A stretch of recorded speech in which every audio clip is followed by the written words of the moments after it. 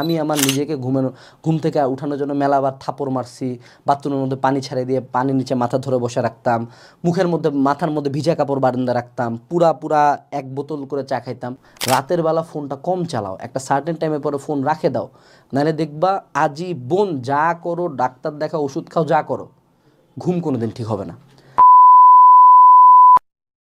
If you are obsessed, if you are motivated, if you are dedicated towards your craft, your study, your career, your life, তাহলে কিন্তু তোমার ঘুম কোনো matter করবে না। আমি আমার নিজেকে ঘুম থেকে উঠানোর জন্য মেলাবার থাপড় মারছি, বাথরুমের মধ্যে পানি ছাড়িয়ে দিয়ে পানির নিচে মাথা ধরে বসে রাখতাম, মাথার মধ্যে ভিজা কাপড় বারান্দা রাখতাম, পুরা 1 বোতল করে চা খাইতাম, কাজ আই ওয়াজ অবসেস যে আমাকে পড়তে হবে, আমাকে চান্সটা পাইতে হবে। সো তোমরা যারা এই যে ঘুম নিয়ে পেন খাচ্ছ, majority of the time you don't try hard enough to stay awake. তুমি জাগে থাকা ট্রাই করো না।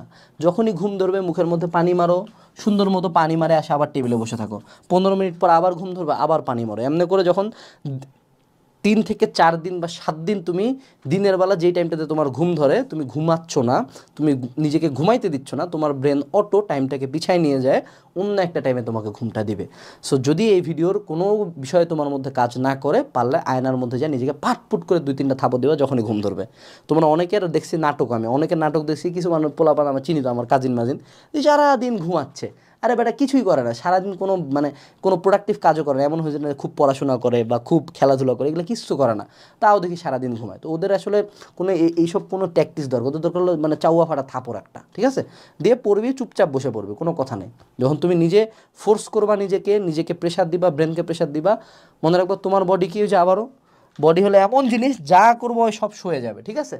রিক্সাওয়ালাদেরকে দেখবা না, সারাদিন রিক্সা চালায়, কী খায় রিক্সা চালায়, কি চিকেন প্রোটিন খায় নাকি, চিকেন ব্রেস্ট আর সটেড ভেজিটেবলস খায় না, কিন্তু রিক্সা চালাচ্ছে তো, তাই না, 2টা বিস্কুট আর চা খাই রিক্সা চালাচ্ছে। ওই একটা রিক্সা তুমি চালাতে যাও, তোমার পা পরের দিন নড়বে না।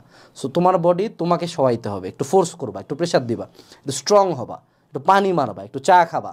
ঘুমাবো না মানে ঘুমাবো না।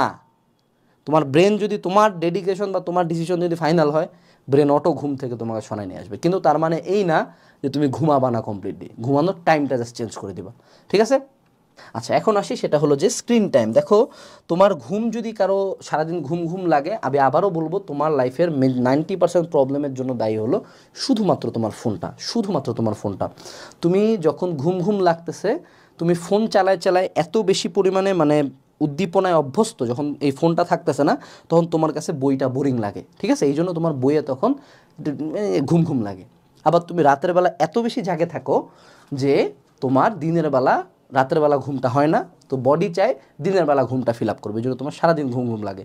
এখন তোমার যদি বডি থাকে উইক, তোমার বডিতে প্রতিদিন ধ্বংস হয়, এই ধ্বংস ফিল আপ তো করতে চাইবে, তুমি 10 কাপ কফি মারো, তোমার তো ঘুম ধরবেই ভাই।